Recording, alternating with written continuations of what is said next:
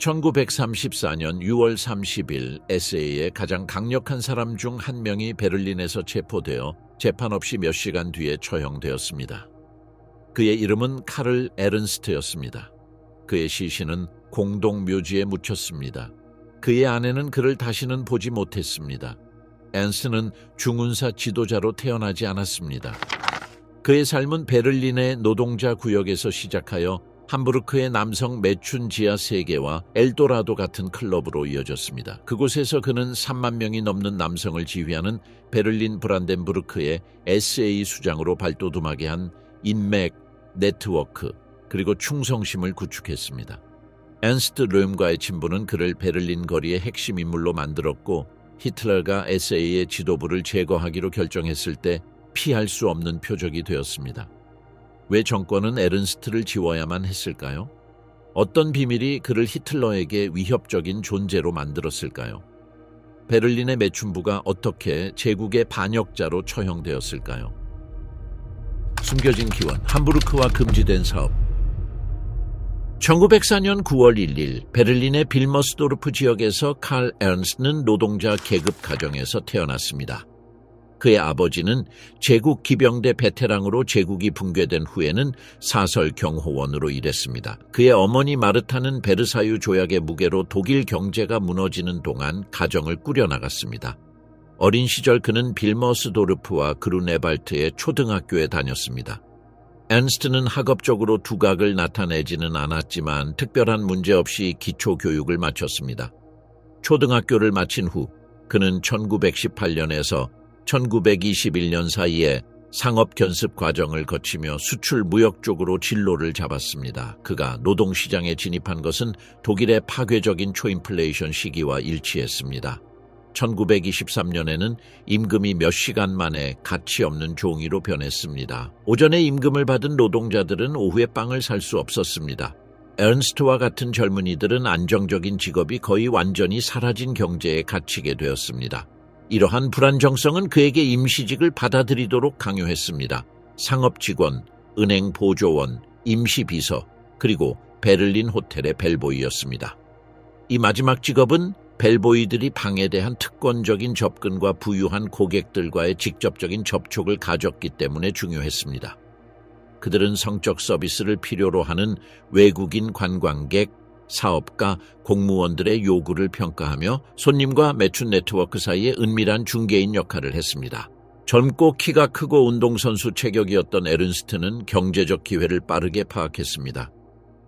경찰 기록의 증언에 따르면 그는 1920년대에 베를린과 함부르크에서 활동했던 남성 매춘 네트워크의 활발한 일원이었습니다. 베를린과 함부르크는 유럽 동성애 생활의 중심지 역할을 했습니다.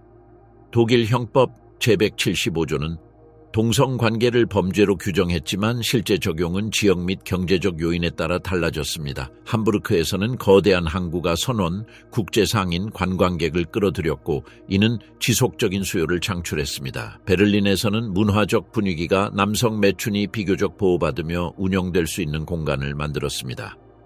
현지 경찰은 정보, 뇌물 또는 정치적 호의를 대가로 이러한 활동을 종종 묵인했습니다. 매춘 남성이 정기적인 서비스의 일부를 형성했던 바 카바레, 클럽이 존재했습니다. 이러한 묵인은 자유주의 원칙이 아닌 경제적 실용주의에서 비롯되었습니다. 앤스트와 수천 명의 젊은 독일인들에게 매춘은 도덕적 선택이 아니라 생존 전략을 의미했습니다. 에른스트는 호텔 투숙객과 나이트클럽 방문객 중에서 잠재 고객을 식별하는 기술을 개발했습니다. 베를린에서는 유명한 엘도라도를 포함한 동성애자 클럽의 문지기로 일했는데 엘도라도는 복장 도착 예술가, 외국인 고객, 공무원, 경찰관들이 모이는 국제적으로 유명한 카바레였습니다. 문지기는 누가 출입하는지 선택하고 내부 질서를 유지하며 신뢰할 수 있는 고객 이 위치는 에른스트에게 단골 고객들 사이에서 가시성을 부여했고 순수한 상업적 관계를 초월하는 인맥 네트워크를 구축할 수 있게 해주었습니다. 이러한 장소들에서 그는 국가사회주의당의 중운사 조직인 돌격대 스툴마프테이룽의 무장 대원들을 만났습니다. SA의 지도자인 에른스트 로임은 사적인 모임에서 자신의 동성애 성향과 군사훈련을 결합한 젊은이들과 친밀한 관계를 맺는 것으로 알려져 있었습니다. 나치와 연관된 동성애 운동가 파울 르바인이 에른스트와 르의 인맥 사이에 연결고리 역할을 했습니다. 에른스트의 신체적 존재감과 유흥가에서의 명성은 그에게 떠오르는 정치적 권력과 은밀한 성생활을 결합한 사람들과의 접근을 제공했습니다.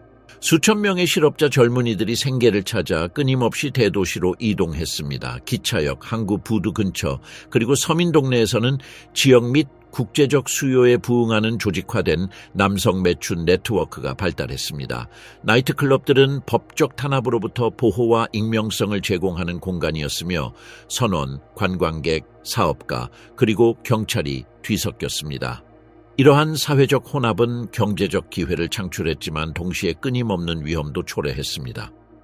남성 매춘은 다양한 형태를 띠었습니다. 공원과 역에서 이루어지는 거리 매춘이 있었는데 이는 빠른 거래와 낮은 요금이 특징이었습니다. 이와 병행하여 개인용 카바레에서 선택된 매춘이 운영되었는데 이곳에서는 젊은이들이 더 높은 지위의 고객들에게 소개되었습니다. 에른스트는 두 번째 영역에 속했으며 이는 그가 나중에 영향력 있는 인맥을 구축할 수 있었던 능력을 설명해 줍니다. 엘도라도에서의 그의 이른 경찰 단속과 조직적인 폭력에 노출되었던 거리 매춘이 가지지 못했던 보호를 그에게 제공했습니다. 남성 매춘 공간은 비공식적인 사회 상승 네트워크 역할을 했습니다.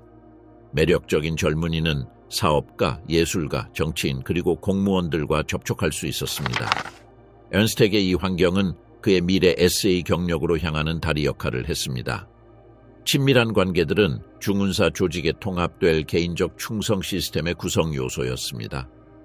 성적 충성과 정치적 충성은 그 운동의 결정적인 방식으로 얽혔습니다. 에른스트의 경험은 바이마르 공화국의 모순을 반영했습니다. 독일 사회는 동성애를 범죄로 규정했지만 만남, 성매매, 그리고 반공개적 관계가 이루어지는 가시적인 공간은 허용했습니다. 이러한 모호한 관용은 경제적 필요와 탄압기구의 한계에서 비롯되었습니다. 에른스트와 같은 젊은이들에게 이중 게임, 즉 공식적인 불법과 실질적인 관용 사이의 줄타기는 유일한 생존 방식이었습니다. 에른스트는 남성 매춘에서 생존 수단이자 정치적 권력 네트워크에 접근하는 경로를 찾았습니다. 1920년대 동안 정치적 불안정성은 증가했습니다. 초인플레이션은 중산층을 망가뜨렸고 공산주의자와 민족주의자 간의 충돌은 증가했습니다. 밤거리의 젊은이들은 동시에 낮에는 정치 조직에 참여했습니다. 에른스트는 이러한 이중 소속을 보여주는 전형적인 예였습니다. 동성애자 모임에서는 야간 노동자였고 독일의 질서를 회복하겠다고 약속하는 민족주의 단체에서는 무장 대원이었습니다. 남성 매춘을 거친 그의 경험은 그의 사회적 인맥, 생존 기술, 그리고 미래의 정치적 충성심을 정의했습니다. 생존이 끊임없는 적응성을 요구했던 공화국에서 주변부와 정치의 경계는 희미해졌습니다. 주변인에서 거리의 군인으로 AA에서의 상승. 에른스트가 베를린의 밤 문화에서 조직적인 중군사 조직으로 전환한 것은 독일 거리에서 폭력이 고조되던 시기에 일어났습니다. 1919년부터 독일 도시들은 공산주의자, 사회민주주의자, 그리고 민족주의 세력 간의 조직적인 충돌을 겪었습니다. 젊은 중군사 집단들은 실업자들을 대규모로 모집하여 집단적 정체성과 도시 폭력을 직접적으로 표출할 수 있는 통로를 제공했습니다. 1923년에 돌격대에 입대했습니다. 불법이었던 이 시기 동안 에른스트는 프론트반과 젊은이들의 집단인 비킹 분트 같은 유사 조직에서 계속 활동했습니다. 이러한 지속성은 그가 서비스업에서 자신의 직업을 유지하면서 행진 조직, 군사훈련, 그리고 도시 전투 전술에 대한 실용적인 경험을 습득할 수 있게 해주었습니다. SA는 개방적인 구조와 최소한의 요구사항으로 인해 정규군과 근본적으로 달랐습니다. 그들은 사전 군사훈련이나 특별한 학력을 요구하지 않았습니다. 물리적 폭력에 대한 의지와 당에 대한 흔들림 없는 충성심을 보여주면 충분했습니다. 이러한 맥락에서 에른스트는 주변부 환경과 젊은이들을 모집할 수 있는 밤, 문화 유흥가를 모두 잘 알고 있었기 때문에 효과적인 중개자 역할을 했습니다. 그의 모집 기반은 바로 그가 지배했던 공간들이었습니다. 대중적인 선술집, 나이트클럽, 체육관, 그리고 실업자 젊은이들의 모임이었습니다. 그곳에서 그는 거리의 군인으로 변모할 이상적인 후보들을 찾았습니다. 그의 개인적 카리스마와 에른스트 로흐와 가까운 인물들과 쌓았던 인맥은 그를 베를린 조직 내에서 빠르게 특권적인 위치에 올려놓았습니다. 롬은 ernst와 같은 사람들을 특히 높이 평가했는데 그들이 거리에서 나치의 존재감을 강요하기 위해 충격 부대를 신속하게 동원할 수 있었기 때문입니다. 롬은 조직적인 정치 기능과 강렬한 개인적 충성심을 결합한 측근들의 소규모 집단을 유지했습니다. ernst는 이 집단에 들어가 즉각적인 작전 능력으로 두각을 나타내기 시작했습니다. 1930년 나치당의 상당한 선거 성장과 함께 베를린의 SA는 완전히 재조직되었습니다. ernst는 수도에서 가장 폭력적이고 두려운 부대 중 하나인 제33 돌격대 스투름 33의 직접적인 지휘권을 얻었습니다. 이 부대는 약 300명으로 구성되었으며 공산주의자들과의 조직적인 물리적 대결, 정치적 반대자들에 대한 직접적인 위협, 그리고 국가사회주의 집회에 대한 무장 보호라는 특정 임무를 가졌습니다. 제33 돌격대는 계산된 잔혹성으로 명성을 얻었습니다. ernst는 엄격한 군사적 규율로 그들을 지휘했지만 구성원들과 직접적이고 친밀한 스타일을 유지했습니다. 그는 실업자 젊은이들과 노동자 계급 지역의 범죄자들 사이에서 적극적으로 대원들을 모집했으며 즉각적인 동지에 독특한 제복 그리고 강력한 무언가에 대한 소속감을 제공했습니다. 공산주의자와 사회민주주의자에 대한 폭력은 일상적인 일과가 되었습니다. 대결은 정해진 패턴을 따랐습니다. 좌파 운동가들이 자주 가는 술집에 대한 조직적인 공격, 반대파 정치 모임에 대한 coordinated assault, 그리고 경쟁 시위 중 계획된 충돌. 1930년대 초반의 경찰 보고서는 베를린 전역의 특정 거리 소요 사태에 제33 돌격대가 반복적으로 참여했다고 언급합니다. 이러한 충돌의 가시성은 나치당을 약화시키기보다는 히틀러가 투영하려 했던 거침없는 힘의 이미지를 의도적으로 강화했습니다. 이 전략은 나치가 조직적인 물리적 우위를 통해 공공공간에서 자신의 의지를 관철할 수 있음을 보여주는 것이었습니다. 1931년에 에른스트는 베를린 브란덴부르크의 SA 그룹 전체의 수장으로 승진하여 3만 명 이상의 남성을 직접 지휘하게 되었습니다. 밤 문화 종사자에서 독일에서 가장 큰 중군사 조직 중 하나를 이끄는 지도자가 된 그의 10년도 채 안 되는 기간 동안의 급부상, 메터릭 리세는 름과의 개인적 인맥, 입증된 대규모 모집 능력, 그리고 효과적인 거리폭력을 조직하는 검증된 능력이 정확하게 결합된 결과였습니다. ernst와 름 사이의 특정 관계는 이러한 승진에 결정적이었습니다. 름은 개인적인 충성심 때문뿐만 아니라 ernst가 SA의 가장 폭력적인 사회적 기반과 효과적으로 연결될 수 있는 정확한 유형의 지도자를 대변했기 때문에 그를 신뢰했습니다. 름이 광범위한 정치적 전략과 당 지도부와의 협상에 전념하는 동안 ernst는 베를린에 대한 즉각적인 실질적 통제를 보장했습니다. 그의 지휘 아래 있던 그룹은 나치와 공산주의자 간의 일상적인 충돌이 전체 노동자 계급 지역의 일상을 규정했던 결정적인 시기에 수도에서 결정적인 정치적 세력이 되었습니다. ernst는 군사적 정밀함으로 계획된 공격을 조직하여 SA가 베를린의 전략적 지역을 영토적으로 지배하도록 했습니다. 그의 작전 전술은 특정 술집과 카페를 영구적으로 점령하고 지정된 구역에서 정기적인 야간 순찰을 조직하고 모든 공산주의자들의 도발에 즉각적으로 우월한 폭력으로 대응하는 것이었습니다. 이 영토 전략은 정치적 충성심이 지속적인 물리적 존재감을 통해 정의되는 노동자 계급 지역에서 특히 효과적이었습니다. 독일 공산당은 SA와 조직적으로 충돌했던 그들만의 중군사 조직인 붉은 전 선투사 동맹 로테르 프론트 캠페르 부엔드를 유지했습니다. 이러한 충돌은 경쟁 시위, 동시 집회, 노동파업, 심지어 전사한 대원들의 장례식에서도 발생했습니다. 전략적 목표는 직접적인 대결을 통해 공공 공간에서 물리적 우위를 입증하는 것이었습니다. 에른스트는 논쟁이 있는 도시 지역에서 나치의 지배력을 보장하는 조직적인 공격을 계획하는 데 특히 뛰어났습니다.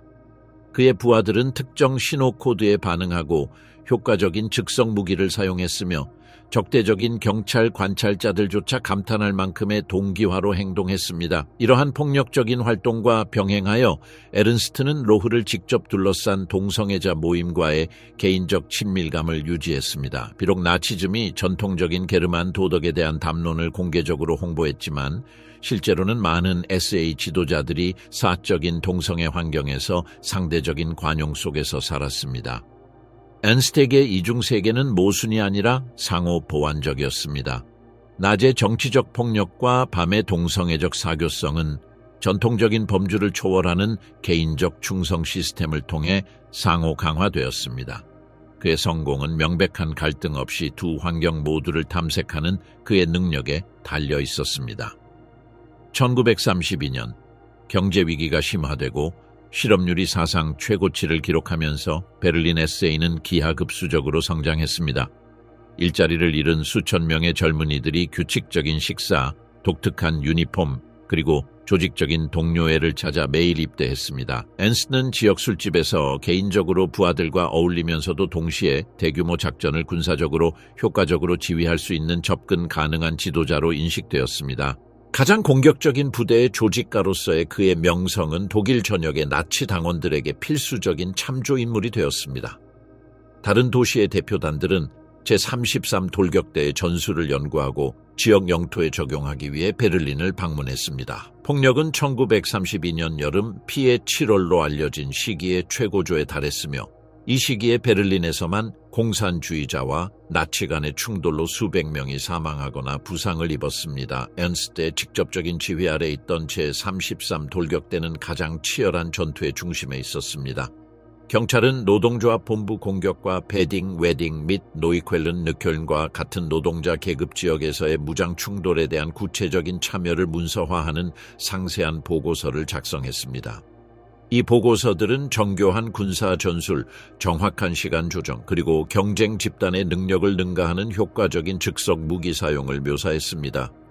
에른스트가 지속적인 폭력 상황에서 그렇게 많은 병력을 결속력 있게 유지할 수 있었던 입증된 능력은 롬과 당 지도부로부터 최종적인 신뢰를 확보해 주었습니다. 히틀러에게 베를린의 통제는 근본적인 전략 목표를 나타냈습니다. 수도에서 SA의 지도자로서 에른스트의 활동은 나치가 권력에 오르는 준비 과정에서 결정적인 요소였습니다. 1933년 1월 히틀러가 수상으로 임명되었을 때 카를 에른스트는 이미 독일 수도에서 가장 강력하고 영향력 있는 중운사 지도자 중 한 명이었습니다.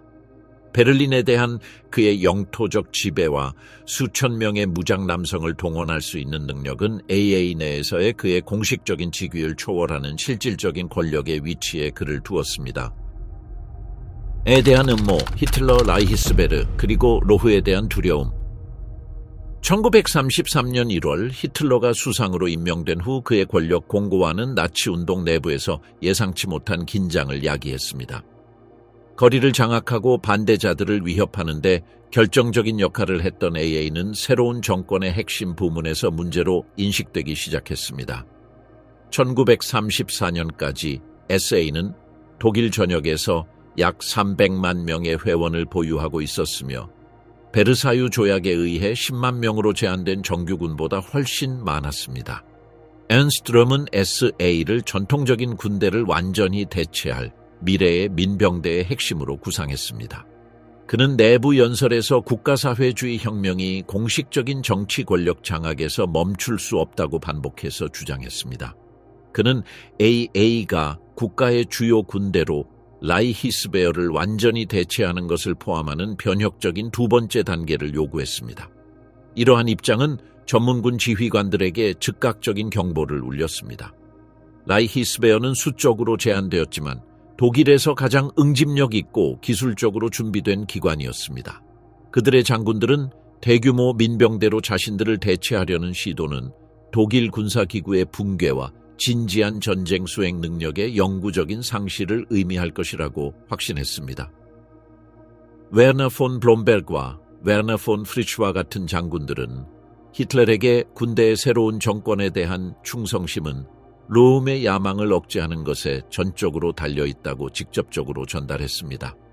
군대는 현대 무기와 실제 전투 능력의 독점을 유지했습니다. 히틀러가 지속적인 권력을 공고히 하고 미래의 군사 확장을 준비하기를 원한다면 그는 반드시 그들의 제도적 지원이 필요했습니다. 산업가들과 거대 기업가들은 나치당의 중군사 조직인 돌격대 SAO에 통제되지 않는 성장에 경각심을 가진 또 다른 집단이었다. 그들은 공산주의에 대한 효과적인 억제책으로 나치즘을 자금 지원하고 지지하면서 자신들의 사업에 유리한 정치적 안정을 기대하고 있었다. 계속되는 거리폭력, 간헐적인 약탈, 그리고 일부 돌격대 지도자들의 반자본주의적 수사는 그들이 기대했던 안정성에 의문을 제기하게 만들었다.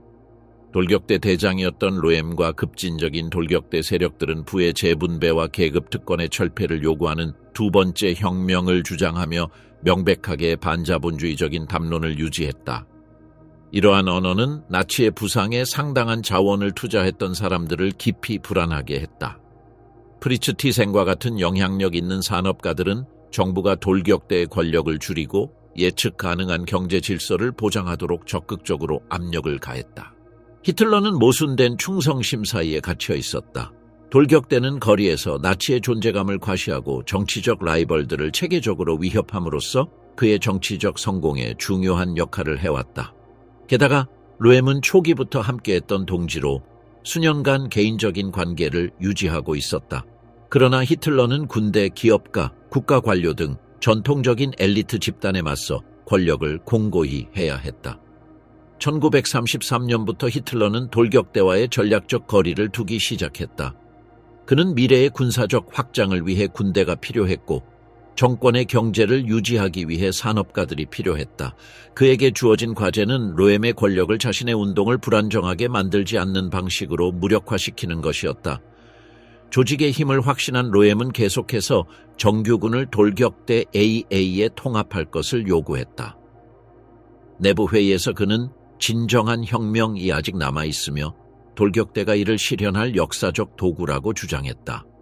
동시에 그는 그의 동성애와 그가 보호하는 사람들이 내부의 적들에 의해 그를 깎아내리기 위해 체계적으로 이용되었던 그의 사생활과 측근들을 공공연한 비밀로 유지했다.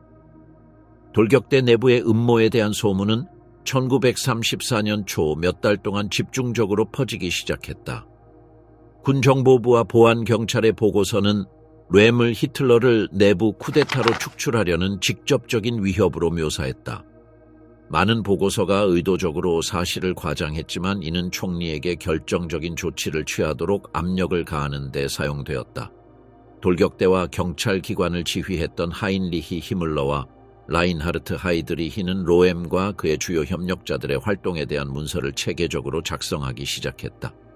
프로이센 경찰 총수였던 헤르만 괴링은 돌격대에 대한 증거와 소문을 수집하는 데 적극적으로 참여했다. 이 지도자들의 의도는 명백했다. 그들은 돌격대를 자율적인 세력으로 제거하고 정권 내에서 자신들의 위치를 공고히 하려 했다. 히물러는 나치 친위대 SS를 오직 히틀러에게만 충성하는 별도의 엘리트 조직으로 만들고 싶어 했다. 괴링은 경찰과 국가의 탄압기관에 대한 절대적인 통제를 유지하고자 했다. 결정적인 압력은 군대에서 왔다.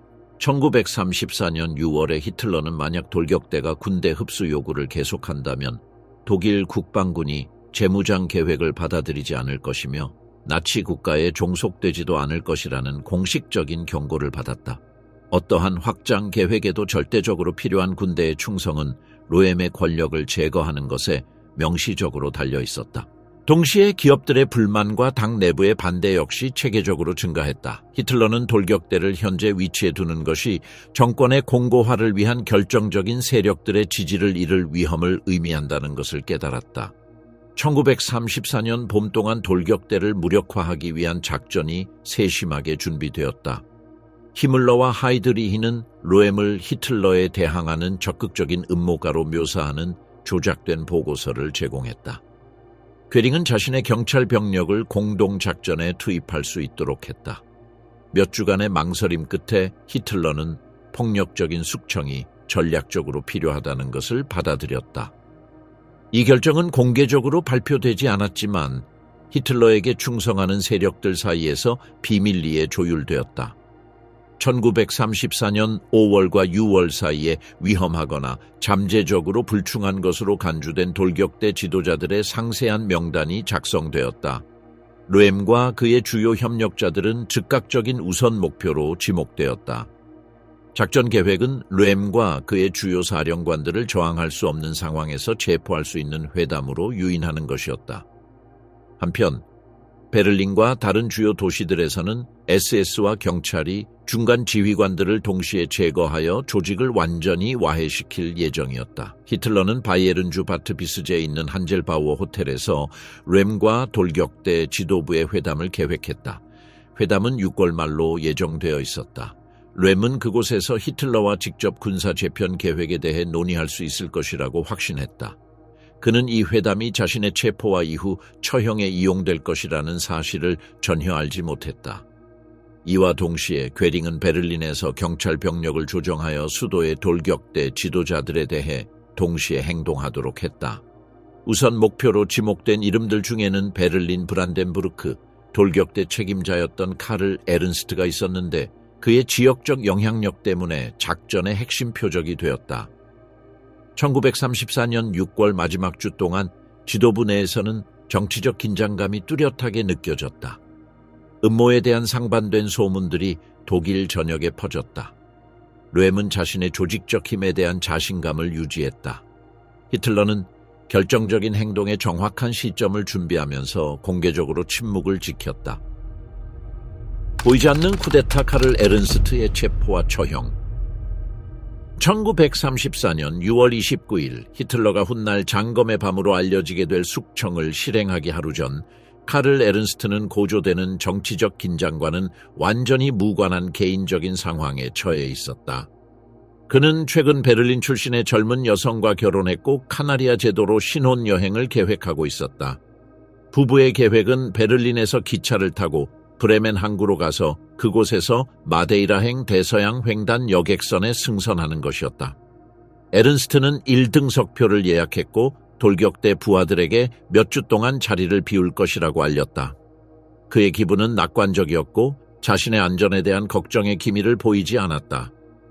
6월 30일 아침 에른스트와 그의 아내는 예정된 브레멘행 기차를 타기 위해 베를린의 레르테르 기차역에 일찍 도착했다. 이른 시간 때문에 승강장은 비교적 한산했다. 그들이 탑승 신호를 기다리는 동안 사복을 입은 한 무리의 남자들이 그들에게 곧장 다가왔다. 요원들은 게슈타포 소속임을 밝히고 헤르만 괴링의 중앙 사무실에서 발부된 체포영장을 제시했다. 에른스트는 긴급 신문을 위해 즉시 그들을 따라가야 한다는 통보를 받았다. 그는 구체적인 혐의에 대한 어떤 세부 사항도 제공받지 못했고 변호사나 정치적 연락책과 통신하는 것도 허락되지 않았다. 에른스트는 자신의 아내에 대해 물었고 그녀의 신원이 확인된 후 풀려날 것이라는 통보를 받았다. 요원들은 그에게 이 체포가 일상적인 절차이며 특정 행정적 오해가 해소되면 몇 시간 내에 석방될 것이라고 장담했다. 에른스트는 물리적으로 저항하지 않았고 지시에 전적으로 협조했다. 그의 아내는 즉시 분리되어 다른 경찰 시설로 끌려갔고 그곳에서 몇 시간 동안의 신문을 받으며 구금되었다. 그녀는 그날 오후 늦게 풀려났고 남편의 상황에 대한 명확한 설명은 듣지 못했다. 그녀는 단지 에른스트가 국가안보와 관련된 문제로 조사를 받고 있다는 통보만 받았다. 에른스트는 처음에는 밝혀지지 않은 목적지로 무장 경호 아래 베를린에서 이송되었다. 관용차는 북쪽으로 향해 약 150km를 이동한 후 포메라니아의 항구 도시 슈테틴에 도착했다. 이 장소는 베를린의 언론 관심으로부터 멀리 떨어진 작전상 신중함을 위한 기준에 따라 선택되었다. 이동하는 동안 에른스트는 수갑을 찬 채 2명의 무장 요원들의 끊임없는 감시를 받았다. 이후의 보고서에 따르면 그는 협조적인 태도를 유지했고 오해가 빨리 해결될 것이라고 거듭 확신을 표했다. 그는 혐의의 구체적인 성격에 대해 여러 번 물었지만 확실한 답변을 받지 못했다. 슈테틴에 도착하자 그는 베를린에서 전달된 명령에 따라 고위 정치범을 맞이하기 위해 미리 준비된 현지 경찰 시설에 수감되었다. 현지 당국은 작전에 대해 최소한의 정보만 통보받았고 절대적인 침묵을 유지하라는 엄격한 지시를 받았다. 에른스트는 다른 수감자들과 접촉 없이 독방에 수용되었다. 그는 전화 통화나 서신 왕래가 허용되지 않았다. 그의 개인 소지품은 압수되어 목록에 기록되었다. 그는 기본적인 식사를 받았지만 신문이나 외부 사건에 대한 정보는 접할 수 없었다. 시간이 흘렀지만 공식적인 신문은 이루어지지 않았고 구체적인 혐의도 제시되지 않았다. 베를린에서 전달된 명령은 사법 절차 없이 즉각적인 처형이었다. 이 작전은 돌격대 지도부에 대한 공동 숙청의 일환으로 여러 독일 도시에서 동시에 진행되고 있었다. 같은 시간 동안 렘은 바트비제에 있는 한젤바우어 호텔에서 다른 주요 돌격대 지도자들과 함께 체포되었다. 숙청은 정확한 일정에 따라 실행되었다. 베를린, 뮌헨, 그리고 여러 독일 도시에서 수십 명의 돌격대 지휘관들이 법적 절차 없이 체포되고 처형되었다. 에른스트의 처형은 6월 30일 오후 슈테틴 외곽에서 이루어졌다. 그는 도시 변두리의 인적이 드문 곳으로 소규모 경찰 분대에 의해 감방에서 끌려갔다. 그는 이동의 최종 목적지에 대해 통보받지 못했고 마지막 작별 인사나 통신도 허용되지 않았다. 총살은 신속하게 진행되었다. 에른스트는 임시로 만들어진 벽 앞에 세워졌고 현지 경찰과 이 작전을 위해 특별히 파견된 친위대 SS 대원들로 구성된 총살형 집행대에 의해 처형되었다. 어떠한 군사의식도 없었고 공식적으로 기록된 마지막 말도 허용되지 않았다. 일부 참가자들의 후속 증언은 에른스트가 마지막 순간까지 침착함을 유지했으며 자신의 처형이 사후에 바로잡힐 오해의 결과라고 확신하며 히틀러에 대한 충성을 표명했음을 시사한다. 이 이야기는 공식적으로 확인된 적은 없지만 이후 몇 년 동안 돌격대 생존자들 사이에서 유포되었다. 그의 시신은 즉시 근처의 신원 미상의 공동묘지에 묻혔다. 공식적인 사망 증명서도 작성되지 않았고 매장 위치도 공식적으로 기록되지 않았다. 그의 가족은 며칠이 지나서야 통보를 받았고 개인 장례를 위해 시신을 넘겨받지도 못했다. 이후 날짜로 기록된 포메라니아 주의 행정장관 보고서는 에른스트가 다른 2명의 지역급 돌격대 세이 지도자들과 함께 처형되었음을 확인해준다. 이 명령은 베를린에서 직접 내려왔으며 히틀러와 제국 라이히의 안보에 대한 음모에 가담했다는 혐의로 정당화되었다. 체포부터 처형까지의 과정이 신속했다는 점은 전체 작전의 성격이 완전히 초법적이었음을 보여준다. 방어, 사법 절차, 항소, 심사 등은 없었다. 숙청은 사전에 준비된 명단과 법적 고려 없이 즉각적인 물리적 제거 명령에 따라 진행되었다. 베를린에서는 에른스트와 다른 지역 지휘관들의 동시 제거 이후 돌격대가 지도부를 잃게 되었다. 몇 시간 만에 에른스트에게 충성했던 부대들은 나치 친위대 SS와 괴링이 지명한 사람들의 직접적인 통제하에 놓였다. 작전의 속도와 조정 때문에 조직적인 저항은 불가능했다. 정권은 이후 6월 13일에 발표된 성명을 통해 처형을 정당화했다. 이 성명에서 히틀러는 돌격대의 쿠데타를 막기 위해 예방적으로 행동했다고 선언했다. 처형된 사람들의 공식 명단 77명에는 에른스트의 이름이 포함되어 있었다. 실제 희생자 수는 150에서 200명 사이로 추정되며 이보다 더 많았을 가능성도 있다. 에른스트는 공식적으로 렘의 히틀러에 대한 음모에 직접 연루된 지도자 중 한 명으로 제시되었다. 그러나 그가 정권에 대항하여 독립적인 행동을 계획했다는 문서적 증거는 존재하지 않는다. 명단에 그의 이름이 포함된 것은 베를린에서의 그의 지휘 위치와 돌격대 AA의 모든 관련 지도자들을 제거해야 하는 전략적 필요에 따른 것이었다. 그의 아내는 처형 며칠 후 공식적으로 사망을 통보받았다. 그녀는 상황에 대해 최소한의 정보만 받았고 공개 장례식을 주관하는 것은 허용되지 않았다. 정권의 공식 정책은 애도의 표현을 침묵시키고 숙청 기간 동안 처형된 사람들에 대한 추모를 금지하는 것이었다.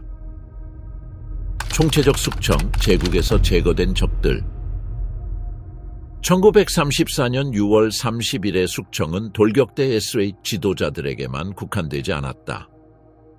히틀러는 이 작전을 이용하여 정치적 적들, 개인적인 라이벌, 그리고 나치 권력의 완전한 공고화를 위한 장애물들을 동시에 제거했다. 희생자 명단은 로엠과의 원래 갈등을 훨씬 초월하는 이 작전의 기회주의적 성격을 드러냈다. 히틀러 이전의 마지막 총리였던 쿠르트 폰 슐라이허는 그의 아내 엘리자베트와 함께 노이바벨스베르크에 있는 자택에서 암살당했다. 친위대 SS. 암살자들은 6월 30일 오후에 그의 집을 급습하여 사전 경고 없이 두 사람을 모두 총으로 쐈다. 슐라이허는 히틀러에게 여러 가지 위협을 제기했다. 전 총리로서 그는 정권이 근절하려 했던 바이마르 공화국을 상징했으며 장군으로서 그는 군대 내에서 영향력을 유지했고 노련한 정치인으로서 그는 타협적인 비밀들을 알고 있었다. 슐라이허는 1932년에 그레고르 슈트라서와 비밀 협상을 통해 나치당을 분열시키려 시도했었다. 그는 나치즘의 온건한 세력만을 포함하고 히틀러를 실질적인 권력에서 배제하는 정부를 구성할 것을 제안했었다. 이 책략은 실패했지만 슐라이허는 불만을 품은 군인들과의 접촉을 유지했고 개인적으로 나치 경제 정책을 비판했었다. 나치당 좌파의 전 지도자였던 그레고르 슈트라서는 같은 날 베를린에서 체포되었다. 1932년에 당을 떠났다. 그는 민족주의와 히틀러가 제안한 것보다 더 급진적인 사회 정책을 결합한 독립적인 나치 세력을 만들려고 시도했었다. 슈트라서는 프린츠 알브레히트 슈트라세에 있는 게슈타포 지하 감옥에 구금되는 동안 처형되기 전까지 체계적으로 고문을 당했다. 그의 신문관들은 당 내부의 반나치 세력들과의 반대 조직망 및 접촉에 대한 정보를 찾고 있었다. 그의 죽음은 나치즘의 불만 세력들이 그의 대안적 리더십 아래 재결집할 가능성을 없앴다. 슈트라서는 산업 국유화와 급진적인 부의 재분배를 옹호하며 나치즘의 가장 사회주의적인 흐름을 대표했다. 그의 재건은 나치 정권이 혁명적인 경제적 변혁을 실행하기보다는 전통적인 자본가들의 이익과 결부될 것임을 최종적으로 보여주었다. 전 바이에른 주정부 총재였던 구스타프 폰 카르는 다우 근처에서 암살당했다. 카르는 1923년 뮌헨 쿠데타 당시 베를린으로의 징역을 지원하는 것을 거부함으로써 히틀러를 배신했고 이후 나치 운동을 탄압하기 위해 바이에른 당국과 협력했다. 그의 죽음은 10년 전에 겪었던 굴욕에 대한 히틀러의 개인적인 복수를 의미했다. 카르의 사례는 히틀러가 과거의 배신들을 상세히 기억하고 있었으며 밀린 계산을 청산하기 위해 어떠한 기회라도 이용할 것임을 보여주었다. 카르는 활동적인 정치에서 은퇴했고 즉각적인 위협을 나타내지는 않았지만 그의 생존은 바이에른 대중에게 히틀러가 뮌헨에서 군사적으로 패배했었다는 것을 상기시켰다. 부총리 프란츠 폰 파펜의 연설문 작가이자 보수 지식인이었던 에드가 율리우스 융근 오라니엔부르크에서 처형되었다. 융근 나치 정권의 급진화를 공개적으로 비판했고 당의 권력을 제한하는 전통적인 권위주의적 보수주의를 옹호했다. 그의 재건은 내부에서 나치즘을 완화시키려는 희망을 품고 있던 보수 지식인들에게 명확한 메시지를 보냈다. 융근 폰 파펜이 6월 17일에 행한 유명한 마르부르크 연설을 작성했는데 이 연설은 나치의 영속적인 혁명을 비판하고 기독교 보수 가치로의 회귀를 촉구했다. 이 연설은 전통적인 보수주의자들이 나치 급진화를 저지할 수 있을 것이라는 기대를 낳았지만 융의 죽음은 그 기대를 완전히 무너뜨렸다. 히틀러가 수감 생활을 하는 동안 나의 투쟁, 메인 캄프, 집필을 도왔던 가톨릭 신부인 베르나르트 슈템플레 신부는 뮌헨 근처에서 암살당했다. 슈템플레는 히틀러의 사생활에 대한 곤란한 세부 사항들을 알고 있었고 정권이 시작한 종교 박해에 대해 커져가는 불만을 표출했었다. 그의 죽음은 나치의 과거에 대한 불편한 증인이자 곤란한 사적인 측면들을 폭로할 수 있는 인물을 제거했다. 슈템플레는 란츠베르크 감옥에서 히틀러와 몇 달 동안 긴밀히 협력하며 나의 투쟁 원고의 문학적 스타일을 교정하고 이데올로기적 수정을 제안했다. 히틀러의 초기 사상과 그의 개인적 행동에 대한 그의 깊은 지식은 그를 정권의 곤란한 폭로의 잠재적 원천으로 만들었다. 뮌헨 노이에스테 나흐리 히텐의 음악평론가였던 빌리 슈미트는 뮌헨의 돌격대 SA 지도자였던 루트비히 슈미트와 신원이 혼동되어 5인 사살되었다. 슈미트의 우발적인 살해는 작전 효율성이 목표물 확인의 정확성보다 더 중요했던 숙청에 통제되지 않는 성격을 보여준다.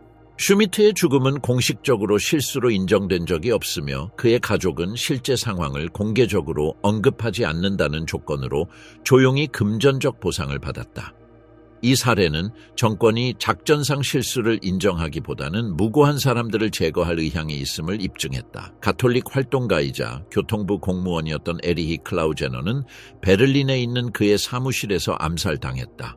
클라우제너는 나치의 이교주의에 대해 비판적인 연설을 했고 국가에 맞서 가톨릭 교회의 권리를 옹호했다. 그의 죄거는 조직적인 정치적 가톨릭주의에 대한 나치의 공세의 일부였다. 클라우제너는 1934년 6월에 베를린 가톨릭 회의를 조직했는데 그곳에서 그는 정권을 암묵적으로 비판하는 연설을 했다. 공무원이자 가톨릭 지도자로서의 그의 위치는 그를 독일 사회의 나치화에 대한 교회의 잠재적인 저항의 상징으로 만들었다. 부총리 폰 파펜의 언론 비서였던 헤르베르트 폰 보세는 제국 총리실에서 처형되었다. 보세는 나치의 급진화에 대한 비판적인 자료를 작성했고 마르부르크 연설 준비에 협력했다. 그의 죽음은 폰 파펜에게 정권에 계속 반대할 경우 발생할 결과에 대한 직접적인 경고였다. 주요 정부 건물에서 보세가 처형된 것은 보수 관료들에게 명확한 메시지를 보냈다. 당의 지침에 반대할 경우 어떠한 공식 직책도 나치 폭력으로부터 보호받을 수 없다는 것이다. 그의 죽음은 정부 내 보수적인 반대를 효과적으로 마비시켰다. 카를 에른스트는 돌격대 SA에서의 그의 지위뿐만 아니라 나치 지도자들에 대한 상세한 기밀 정보를 알고 있었기 때문에 이 명단에 포함되었다. 남성 사창가를 드나들었던 경험은 그를 정권의 저명한 인사들의 사생활에 대한 정보와 접촉하게 했고 이는 정치적 협박에 사용될 수 있는 정보였다. 희생자의 총수는 공식 수치를 훨씬 넘어섰다. 정권은 77명의 처형을 인정했지만 후속 조사에 따르면 숙청 기간 동안 150명에서 200명 사이의 사람들이 사망한 것으로 추정된다. 많은 죽음은 공식적으로 기록되지 않았고 가족들은 보복의 위협 아래 절대적인 침묵을 유지하라는 명령을 받았다. 희생자들의 다양성은 숙청이 여러 가지 동시적인 목적을 달성했음을 보여주었다. 즉, 정치적 라이벌을 제거하고 과거의 배신에 대한 복수를 하고 불편한 증인을 침묵시키고 잠재적인 반대자들을 공포에 떨게 하고 독일 국가에 대한 당의 절대적인 통제를 공고히 하는 것이었다. 이 작전은 히틀러가 개인적인 권위에 대한 어떠한 인식된 위협에 대해서도 체계적인 초법적 폭력을 사용할 것이라는 선례를 세웠다. 공식적인 거짓말, 체제에 의해 조작된 연설.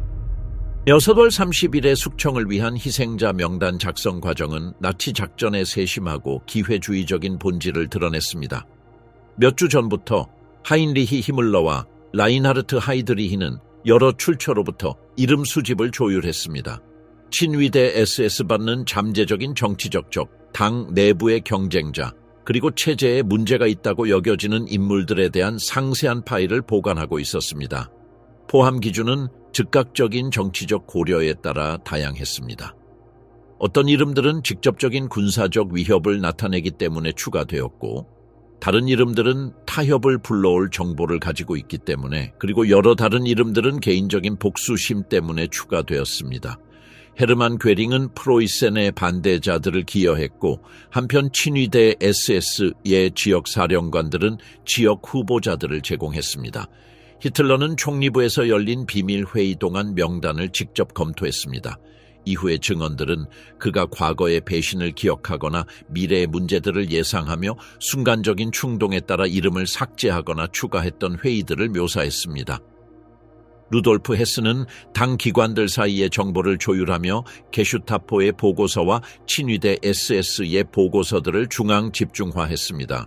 나치 선전 기계는 독일 대중에게 죽음을 정당화하는 일관된 서사를 구축하기 위해 즉시 가동되었습니다. 요제프 괴벨스는 숙청을 국가를 배신적인 음모로부터 구하기 위한 히틀러의 영웅적인 행동으로 제시하는 대규모 미디어 캠페인을 조율했습니다. 독일 신문들은 사건을 보도하는 방법에 대한 상세한 지침을 받았습니다. 킬러 비오바흐터 뷰르키셔 버우바흐터는 돌격대 에세이가 히틀러를 암살하고 독일을 외국 세력에 넘겨주기 위한 거대한 음모를 꾸몄다고 묘사하는 기사들을 발행했습니다. 렘과 프랑스 외교관들 사이의 접촉 증거가 조작되었고 처형은 국가방위로서 제시되었습니다.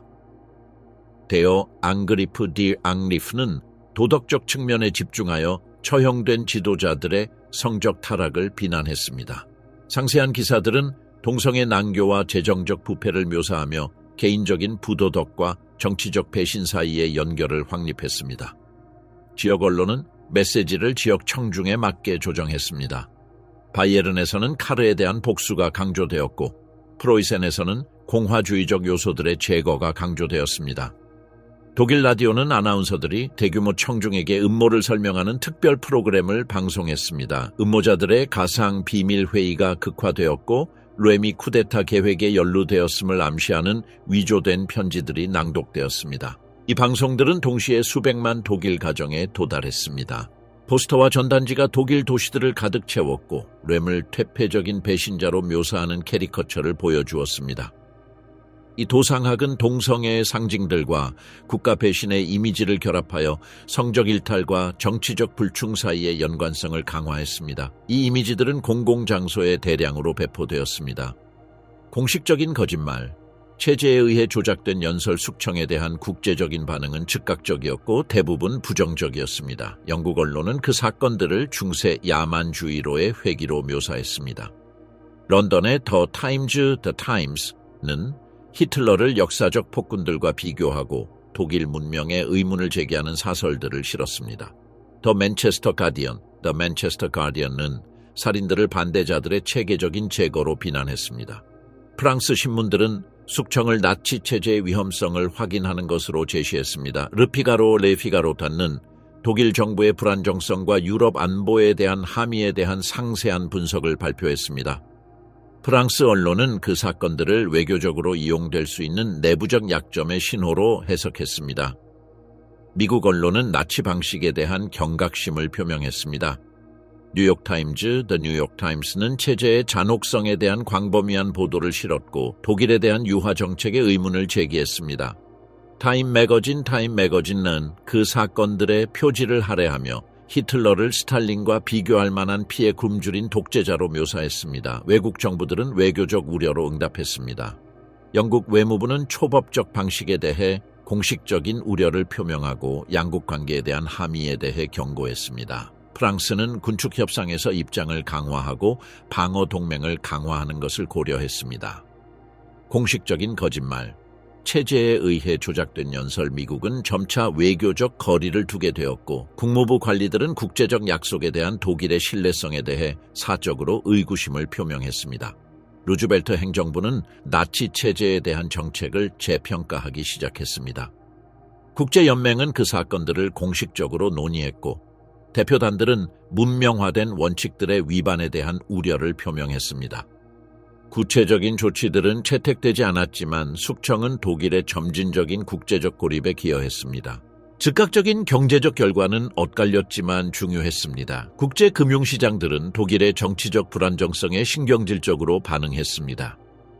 독일 주식들은 외국 증권 거래소에서 하락했고 국제 투자자들은 독일에 대한 약속에 대해 신중함을 표명했습니다. 그러나 독일 기업 부문은 돌격대 SA의 급진적 요소들의 제거에 긍정적으로 반응했습니다. 구스타프 큐르프와 프리츠 타이센과 같은 기업가들은 반자본주의적 경향을 억제한 히틀러에게 사적으로 지지를 표명했습니다. 독일 기업들의 주식들은 국내 시장에서 빠르게 회복되었습니다. 공식적인 거짓말, 체제에 의해 조작된 연설 숙청으로 인한 정치적 안정화는 독일의 사회혁명이 일어날까 두려워했던 국제은행가들을 안심시켰습니다. 국제대출은 더 쉽게 재개되었고 상업적 협상들은 혁명적 위협들로 인해 야기되었던 이전의 복잡한 문제들 없이 진행되었습니다. 교회들의 반응은 신중하고 분열되어 있었습니다. 가톨릭 교회는 에리히 클라우제너의 살해에 대해 사적인 공포를 표명했지만 직접적인 공개적 대결은 피했습니다. 교황 비오 11세는 사적인 외교적 소통에서 우려를 표명했지만 명시적인 공개적 비난은 발표하지 않았습니다. 독일 개신교 교회들은 분열되어 있었습니다.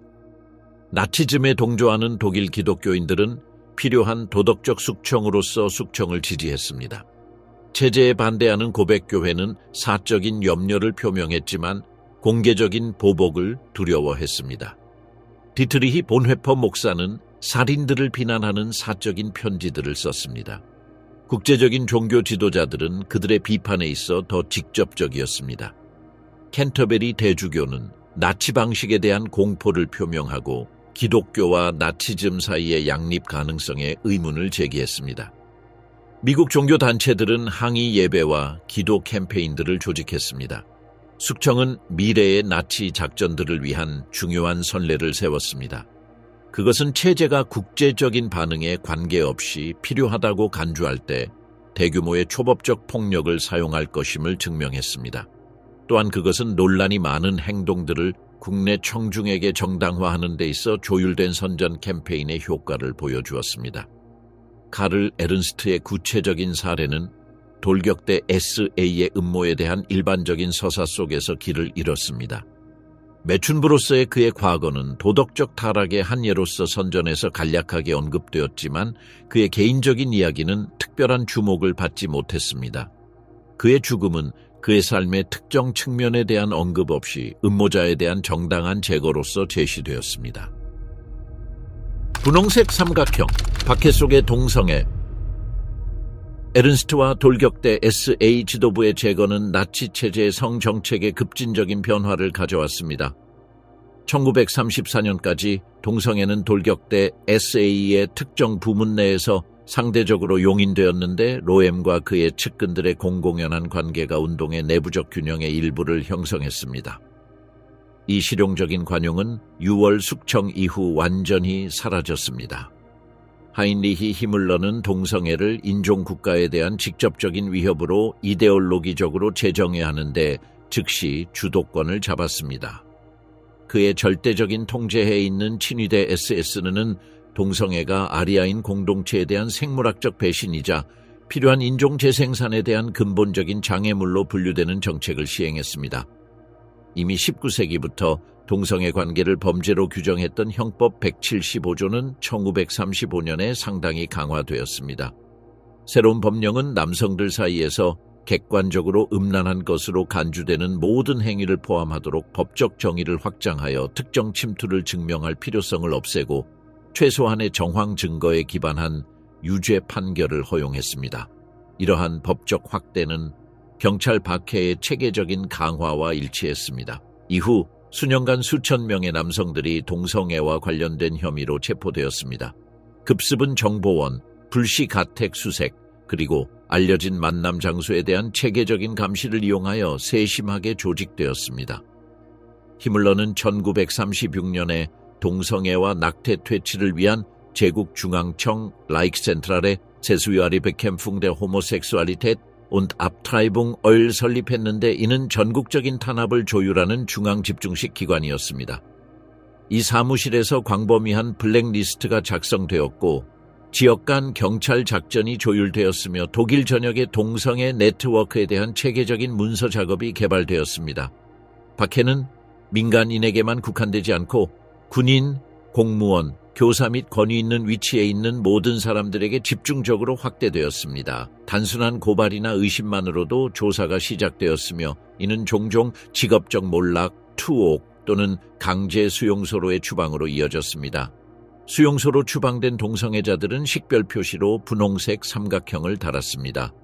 그들은 다른 죄수들에게서조차 체계적으로 소외되고 그들을 위해 특별히 고안된 특별 처벌을 받았기 때문에 그들의 생활 조건은 특히 가혹했습니다. 이 그룹의 사망률은 다른 범주에 비해 비정상적으로 높았습니다.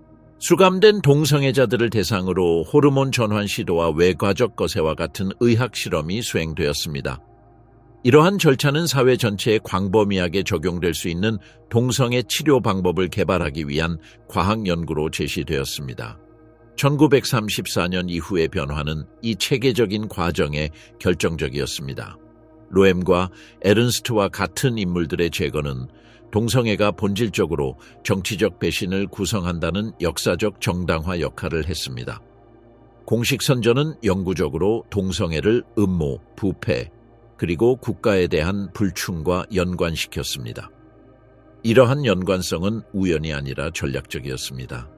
체제는 SA 지도부의 운명을 이전의 관용이 완전히 끝났다는 공개적인 경고로 이용했습니다. 동성애는 폐쇄된 동아리 내에서 관리 가능한 비밀에서 벗어나 자동적인 육체적 제거의 이유가 되었습니다.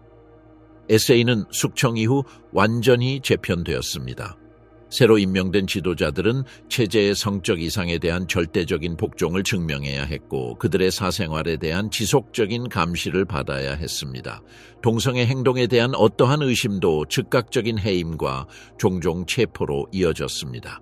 이러한 재편성은 당과 국가의 모든 조직으로 확대되었습니다. 친위대 SS는 자체 회원들 사이에 동성애를 탐지하기 위한 정교한 내부 감시 시스템을 개발했습니다. 익명 신고 절차가 수립되었고 의심스러운 행동에 대한 밀고오는 보상받았습니다. 공식적인 거짓말, 체제에 의해 조작된 연설, 나치 선전은 동성애를 내부 및 외부의 적에 대항하는 정치적 무기로 사용하기 시작했습니다. 실제 증거와 관계없이 어떤 반대자든 동성애 혐의를 받을 수 있었습니다.